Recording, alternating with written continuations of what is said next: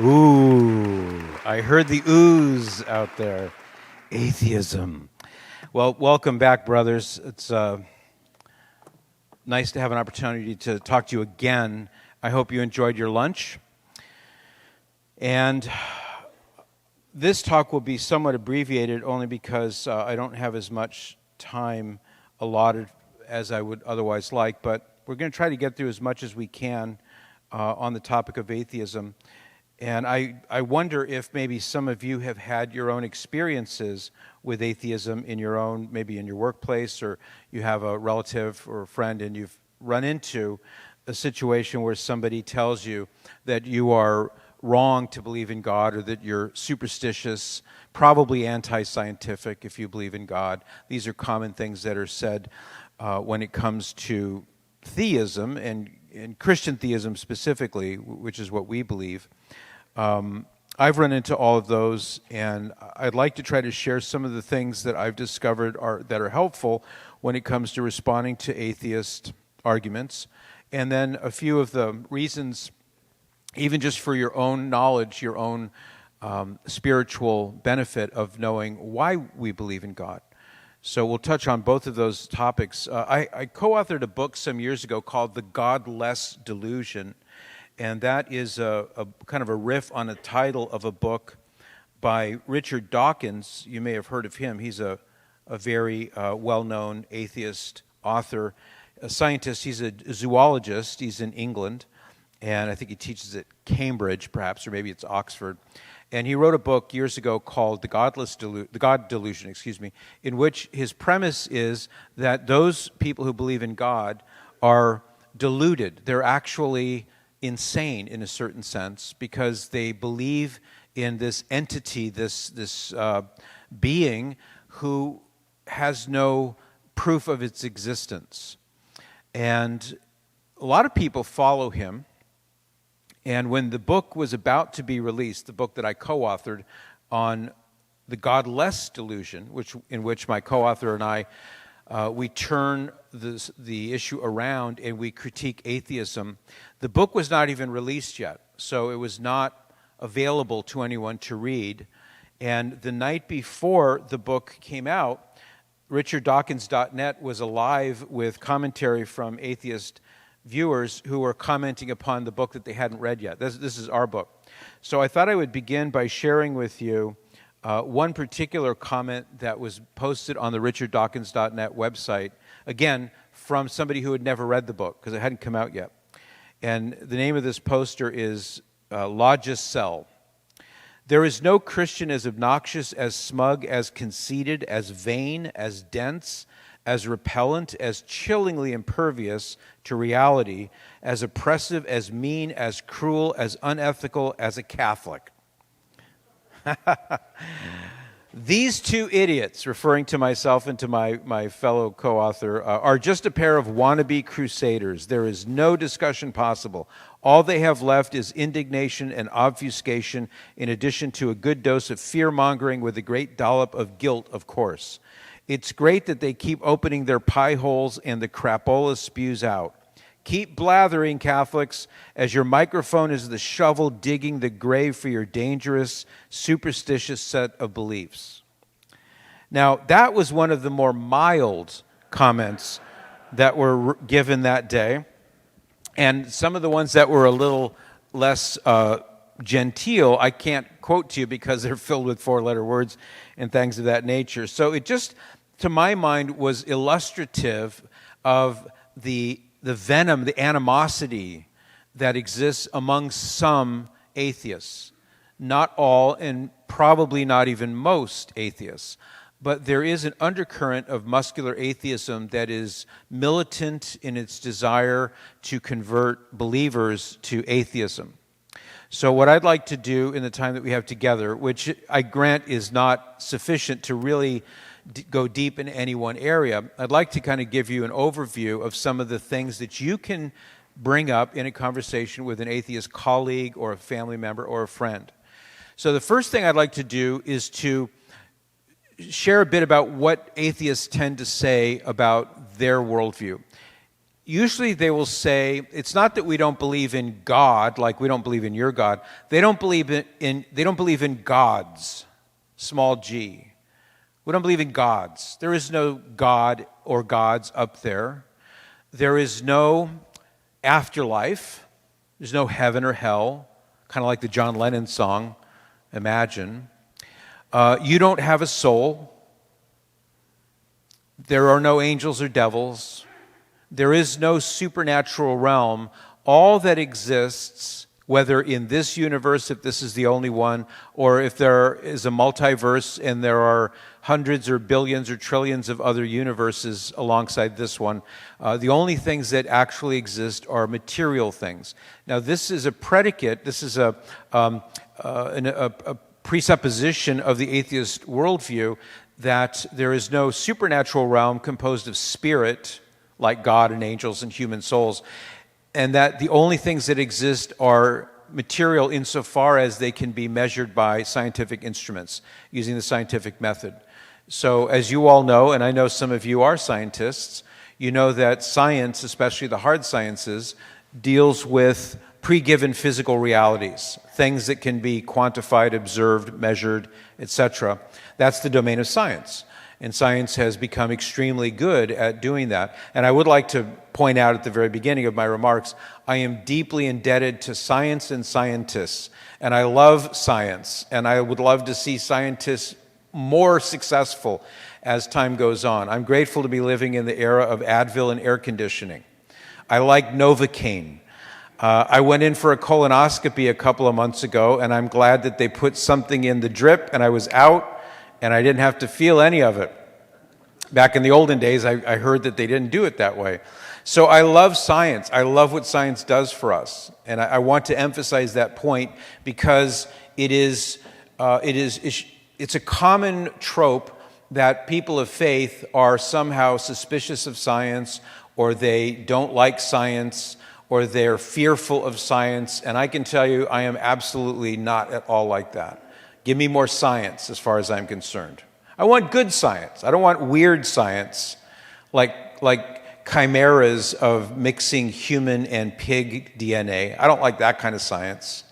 I don't like the kind of science that can destroy things like blowing up, whole cities of people. But I like good science that makes life better for everybody. I need to say that right up front. So back to the underpinning of the atheist worldview, it pivots on this idea or this claim that the only things that exist are material. And we'll return to this topic here in just a minute because, as you'll see, there's a way for you to offer a critique of atheism that makes you not be on the defensive if you are in a discussion. Now, I'll give you a little technique that you can use, not just in a conversation with an atheist, but you could use this with anybody, and that is when somebody challenges you, and might say something like, well, you believe in God, or you're a Christian, you're superstitious, you're anti-scientific. That's a very common set of claims that are made. Well, your temptation would be to say, no, I'm not superstitious, and here's why. And that's okay. And there's a time and a place for when you need to press your case to show why you believe what you believe. But try this instead. When somebody challenges you, just say, what do you mean by that?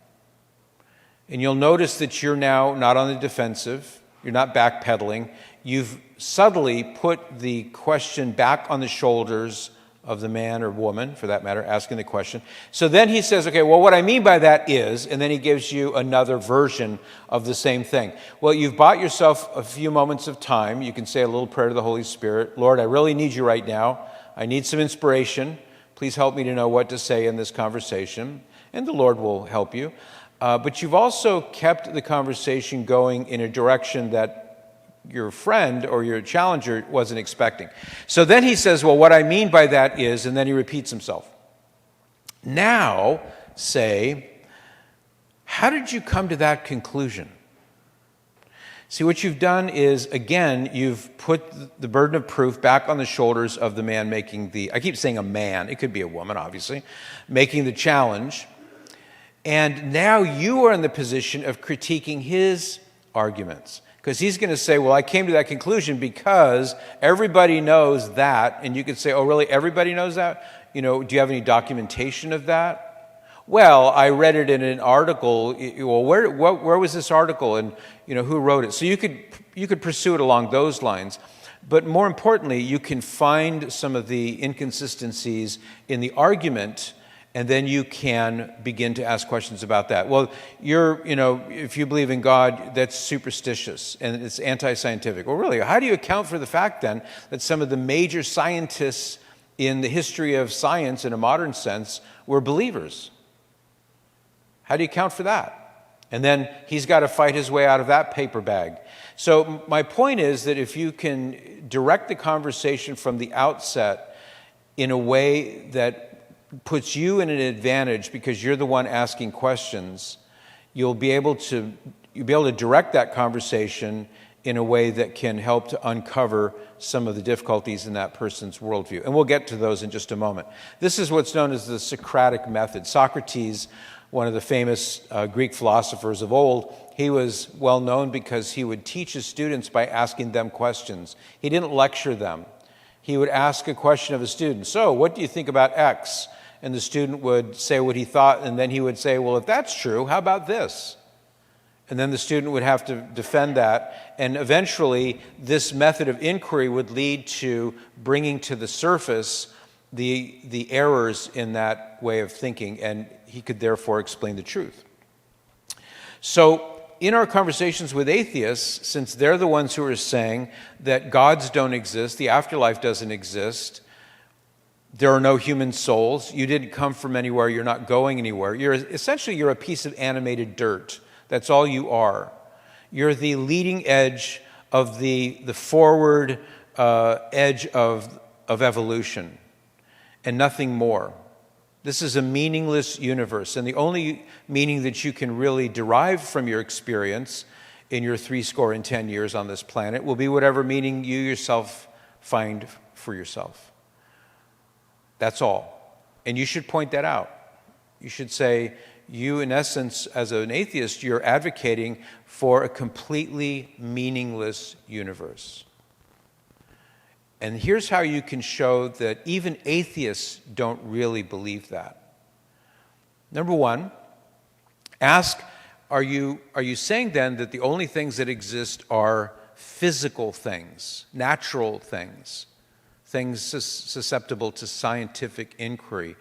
And you're going to hear a yes answer. Well, yes, I do. Or if he says, well, I'm not sure what you mean, just say, well, you don't believe in a supernatural realm, do you? Like above nature, pure spirit, God, angels, things like that? Oh, no, I don't believe in any of that stuff. Okay. All right, so what I find difficult to understand is how, as an atheist, if you believe on the one hand that the only things that exist are physical, how do you account for love? What? How do you account for love? Love is not a thing. It's not an object. You can't go mine it out of the ground. You can't go get a box of it at the grocery store. Now, these are silly things to say because we all know that love is a purely immaterial thing. But isn't love real? I mean, you love your wife, you love your children, you love your country, you love your work. I mean, you can use the word love in many different ways. Even atheists recognize that love is a real thing, but it doesn't exist in time and space. It's not an object. It's not something physical. It's not a natural thing. It is something other than that. We could say supernatural, but at the very least we could say it's not something that you find in nature. You can't go dig it out of the ground, etc. So what about that, you should say? How do you account for that? And the atheist would be forced to say a couple of different things. One would be, well, then this would be the most consistent way of looking at it, would be to say, well, what you and I think of as love, it's really just the electrically charged chemical reactions fizzing away in your brain matter. That's all that they really are, because if there's nothing that's, not material, well, then the only way to account for things like love or memory or your own personal identity, your own self-awareness, your friendships, are ideas about things like morality, integrity, even truth itself, for that matter, as a concept. all those things ultimately can be nothing more than the electrically charged chemical reactions fizzing away in your brain matter. That's one option. I would say that's the rigorous option. And if that's the case, you could say, well, then why on earth do you care about the electrically charged chemical reactions fizzing away in my brain matter? And if all your thoughts are about atheism and theism and all that, if all that really is just the electrically charged chemical reactions in your brain matter, why should I care about that? I haven't yet heard a good answer to that question. But let's say that the atheist that you're speaking to doesn't go down that road. Let's say he says, okay, well, I believe that there are things like love and honesty and goodness and things of that nature. And I will agree that they're not physical, that they're not reducible to atoms. Then say, okay, well, then how do you account for those things? How can nature, if the crassly atheistic Darwinian version of evolution, which is one of many different models, but if that is the model that obtains, then how do you account for these things? You know, goldfish don't love each other. Dogs may have an affection for other dogs, but dogs don't love each other. Giraffes don't love each other. Animals copulate and they procreate because that's how they are by nature. They're driven by their appetites and by their circumstances, but they don't have the rational capacity to love each other. How is it that these things are producible by nature if there's nothing beyond nature? It's a fair question to ask.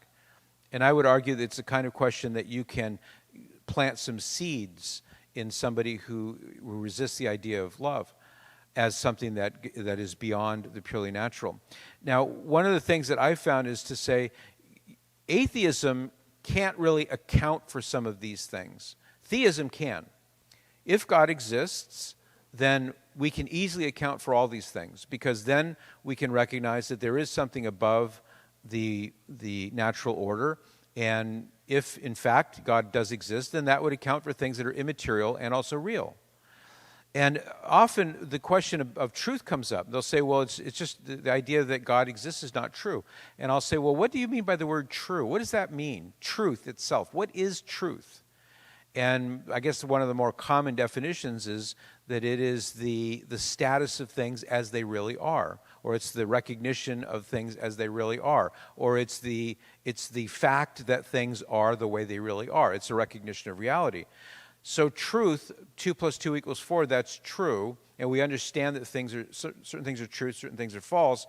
But what is truth? What is it something that can be produced by nature? And the answer is no. So how can we even think about the idea that something is true or not true if all that exists is nature? So in my abbreviated times that I've got today, I'd like to just offer that as another example of the kind of question that you can raise, and let the atheist try to defend that. Let him try to explain how it is that something that we all recognize and take for granted and operate on the basis of every single day, that certain things are true and certain things are false, how can that be accounted for by atheism if there's nothing above nature? On the issue of morality, sometimes atheists will misunderstand where theists are coming from, and they'll say, you theists, you say that you can't be good without God. Of course you can be good without God. What about all the philanthropic atheists? They don't believe in God, but they're kind to their fellow man, and they don't violate the speed limit, they don't cheat on their taxes or their wives, or they do all kinds of good things. Of course you can be moral without God. And what I say is you're hitting the bullseye on the wrong target. It's not a question of can you be good without God. Of course you can be good in a natural sense, but the real question is, why should you be good? If God doesn't exist, why should I be good? If the Darwinian model, to go back to that for a moment, if that is in fact true, and again, when I say the Darwinian model, I'm pointing to the strictly atheistic model of evolution. Darwin was particularly emphatic on that point, that there is no God, there's no designer, there's no mind behind all of this. It is the random. These are the forces of nature randomly working against each other and on each other over eons of time. And eventually, life began to develop, and it continued to evolve, and what we see today is just where things stand at this moment. So if that's true, then how do we then account for things like we just spoke about? But more importantly, how can we understand this against nature, which says if an alligator jumps up out of the water and chomps down on a baby gazelle for lunch, we don't say that the alligator did anything immoral. We don't say the alligator did anything wrong. Now, the baby gazelle didn't like it, but that's nature. That's how animals are. They eat one another, and the survival of the fittest. So this gets back to the question of why should you be good if God doesn't exist?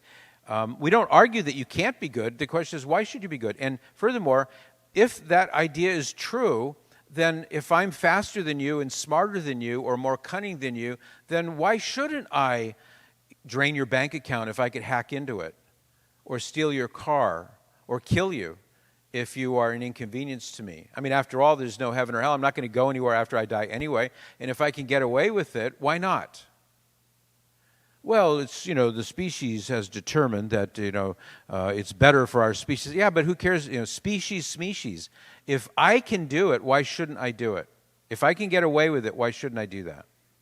And what will happen is you'll keep coming back to, well, you shouldn't do that because it's wrong. Well, how can it be wrong? How can you be arguing for something that's an objective standard of morality that you expect, as we all do, by the way, for all people to live by? We know that not everybody does, but we all recognize that there's certain things that you should do and that you shouldn't do. You shouldn't cheat in pilot school so that you wind up flying a 747 when you really don't know how to do that. It's probably impossible to get through all their systems, but just use that as an extreme example. We know that you shouldn't cheat on tests. You should tell the truth. You shouldn't lie. You shouldn't kill. You shouldn't steal, etc. So by the atheist saying, well, you shouldn't do it, even though you could do it, you shouldn't do it, that's God talk. That is the language of ought. You ought to do this or you ought not to do that. And that is an automatic appeal to something above us, some kind of non-material, non-natural, and I don't mean unnatural, I just mean it's not produced by nature, a kind of rubric or a moral guide or a moral imperative that everybody recognizes is true. How can that be real if God doesn't exist? So these are some of the questions that I would encourage you to ask. Now, on the flip side, in the time I have available here, I'm just keeping an eye on the time. On the flip side, you can also talk about the reasons why you should believe in God. What are the rational proofs or evidences, you might say, for belief in God? Now, St. Thomas Aquinas, he did a very good job of synthesizing some of the Hellenistic thought that came before with men like Socrates and Plato, and especially Aristotle. And he purified some of the areas where they made some mistakes in the light of Jesus Christ and the light of divine revelation. And so St. Thomas Aquinas would be a good example of one of the Catholic thinkers who shows us a way to speak about the rationality of belief in God without ever having to quote the Bible or without having to even mention Jesus or the church or anything like that. So I'd like to kind of give you a quick overview of 5 of the ways that you can do this. Now, as you'll see as we go along, they're very similar to one another, but they are distinct. So the first one is the argument from change, also known as the argument of motion. And give you an example. Let's say that you were over at a friend's house to play billiards, and you rack up the balls and you put them at one end of the table, and then you have the cue ball down at the other end. And before anyone had touched any cue stick, and there's nothing touching any of these billiard balls on the table, and there's no tilt in the floor, and there's no wind, or there's no vibration, what if all of a sudden the billiard balls started moving around the table on their own? You'd probably run out of that room. I would probably run out of that room because billiard balls are not supposed to move on their own, are they? And the fact that it's moving on its own is the sign that there's something moving it. There's something that's causing this? Is it an earthquake? Is it wind? Is there somebody under the table playing a trick on us? And he's somehow being able to move these balls. We look for an explanation. How is it that these billiard balls are moving? And when there's no explanation, there's no possible explanation, then you're in the twilight zone. Because then you realize something really off, something really strange is happening here. And I use that as an example to point out that nothing moves without being moved. To give you another example, if you saw a line of train cars going by, and the last car that goes by is the caboose. And you know that the caboose is moving only because it's hitched up to the car in front of it. But that car is only moving because it's hitched up to the car in front of it, and so on and so forth. Now, you could have 10 cars, you could have 100 train cars, you could have 1,000,000 train cars. Doesn't matter how many train cars you've got. Doesn't matter how long that train goes. The fact is, all of those train cars are moving, but they're only moving because of something in front of it, and that's moving because of the thing in front of it. That presupposes there must be something at the very head of the train, which we know is the engine, which is responsible for causing the motion that we see in all the train cars. It's a very simple way of looking at it, but it's a powerful insight because none of those cars could be moving if it weren't for the first object, which is the train engine, and without that, none of them could move. But they are moving, therefore we know there must be some prime mover, some unmoved mover, something at the very beginning that doesn't require to be put in motion by something outside of it. This being we call God. Now, these are just kind of bare bones explanations. Now, there's another angle to the idea of motion, and that is change. Change happens all around us. We're all getting older. Some of us are getting whiter. Some of us are getting thinner. Some kids, they're getting taller. Trees blow down. Glasses get emptied. Pencils break in half. So there's constant change going on all around us. That's another kind of motion. It's the motion that the philosophers talk about of the rise from potency to act. And that just simply means that something could be something. The pencil could be broken. It's not broken yet. And it has the potential to be broken. And then when you snap it in half, it has moved from the potential to be broken in half to being broken in half. And you may say, these are unusual analogies, but think about them for a minute. We live in a world where everything is being moved to change. Things are changing all around us. We're changing. This is the nature of time. Well, in the same way that objects, in terms of locomotion from point A to point B through space, cannot move without something outside of them moving them, in the same way, change is also brought about by some external agent that causes the change. And so when St. Thomas talks about the argument from motion, he's also referring to the argument from change. I'll pass on to the next one. This one we know is efficient causality. Now, efficient causality simply means that everything has a cause. So this lectern, this podium that I'm standing at right now, has multiple causes. One cause would have been the idea in the mind of the carpenter who made it, or the blueprint at the factory where it was mass-produced. It's also caused by the wood and the glue and the metal screws and everything that's part of this. These are all efficient causes. The workman who assembled it, the painter who painted it. So it didn't just come into existence as it appears to you right now. Nothing does. Nothing just comes into existence. It was brought into existence by a cause. You and I are caused, physically speaking, by our parents. The building that we're in right now has the cause of the architects and the builders who made it. And the same is true for everything. Everything has a cause. You may say, this planet was caused by what? I guess it was caused by the coalescence of the materials that were in gas form in space, and they eventually, over time, they coalesced and then hardened and eventually turned into a planet over eons of time. So our planet has a cause. Our solar system has a cause. In fact, the universe itself, the scientists tell us, has a cause. And they're right to say so. Whether it's the Big Bang or something else, it seems like the Big Bang is the most reasonable theory. And that, by the way, was pioneered by a Catholic priest, Father Georges Lemaitre. He was a contemporary of Albert Einstein. So that when somebody says, well, if you are a believer, then you are anti-scientific, and I say, well, the Big Bang Theory was pioneered by a believer who happened to be a Catholic priest. So there too, we see that everything in the universe, even the universe itself, has some kind of cause, something before it that brings it into existence. And there really is nothing in the universe that we can point to, including the universe itself, that is self-caused or eternally existent. And so the Big Bang leads to the next question: what banged? What was that? And theism can account for it, because if God exists, then as we, at least as Christians would say, God caused all these things to come into existence out of nothing.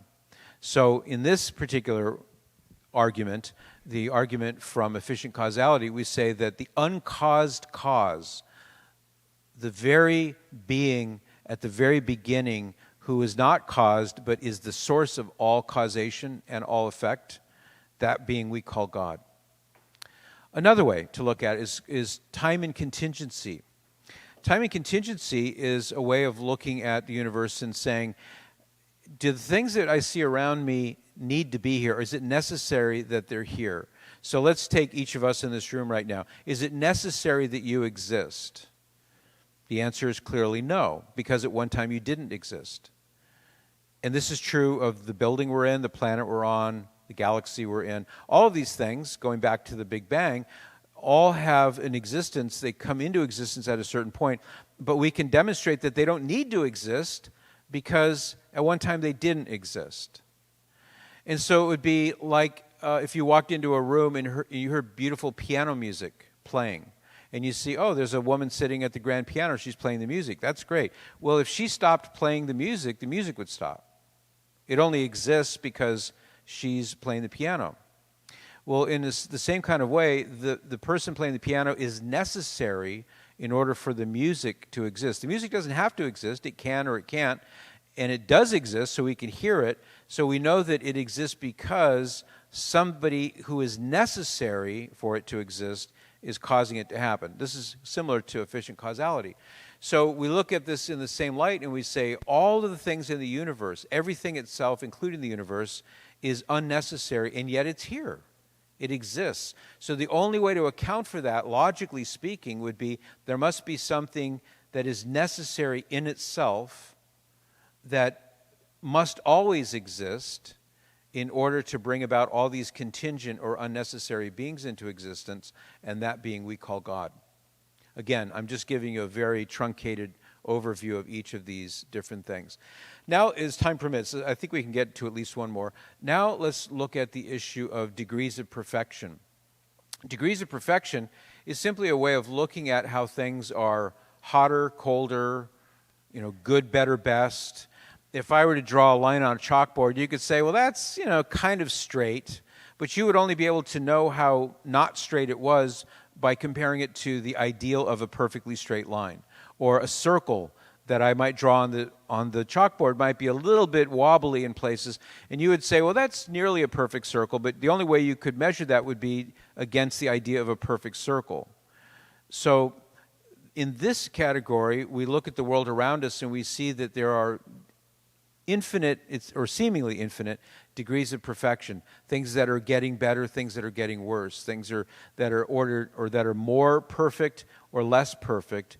And St. Thomas says that the only way that we could really understand this is if we had some type of ultimate standard or ultimate exemplar of perfection by which we can measure other things. And we're not talking here about straight lines or perfect circles. We're talking, for example, in the area of morality, moral behavior, etc.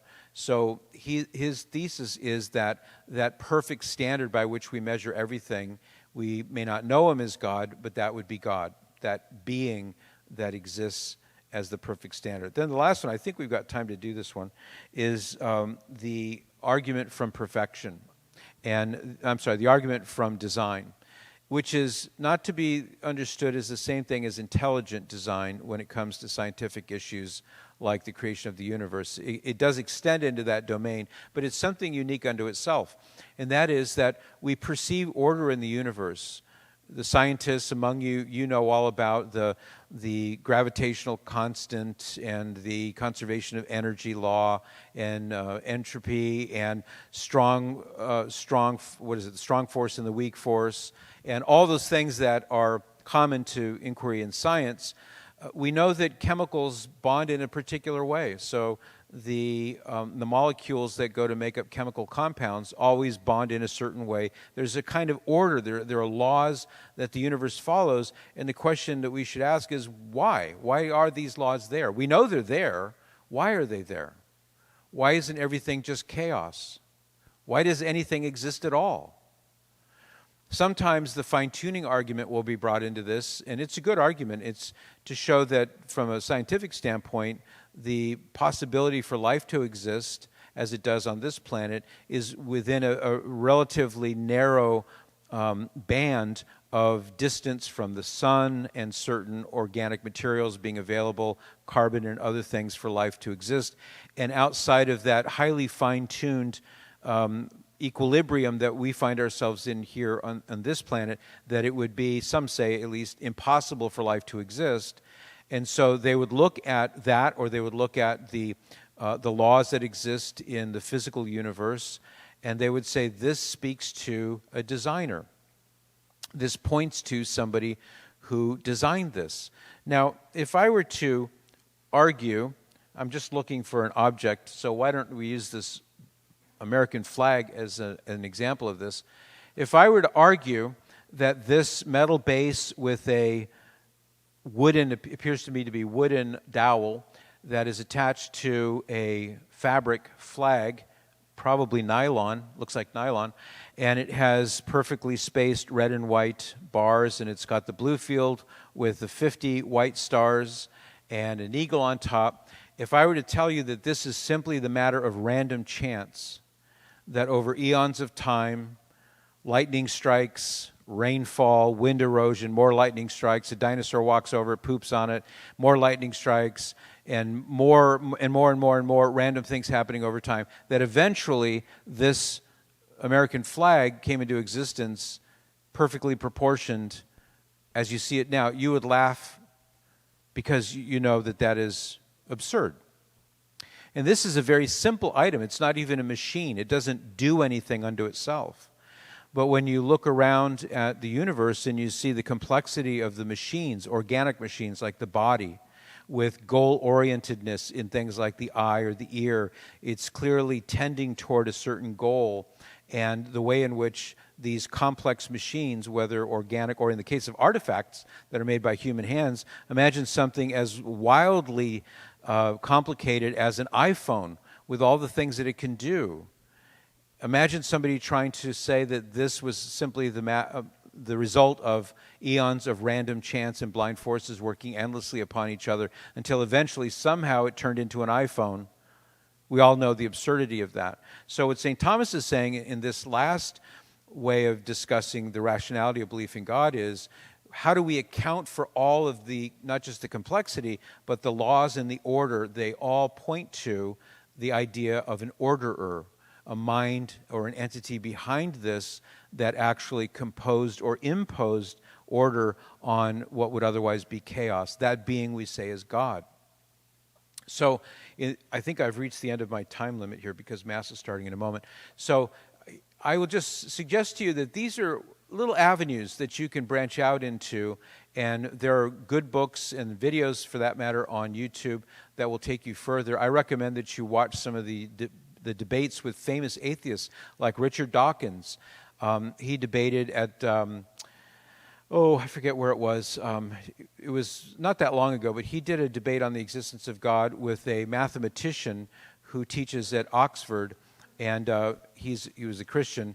And they debated the existence of God, and it's remarkable to see how formidable the case for the existence of God is, as presented by this mathematician, and how Richard Dawkins, in my view at least, he wasn't really able to refute that case. So I would encourage you to watch, if you're interested, some of these debates on YouTube.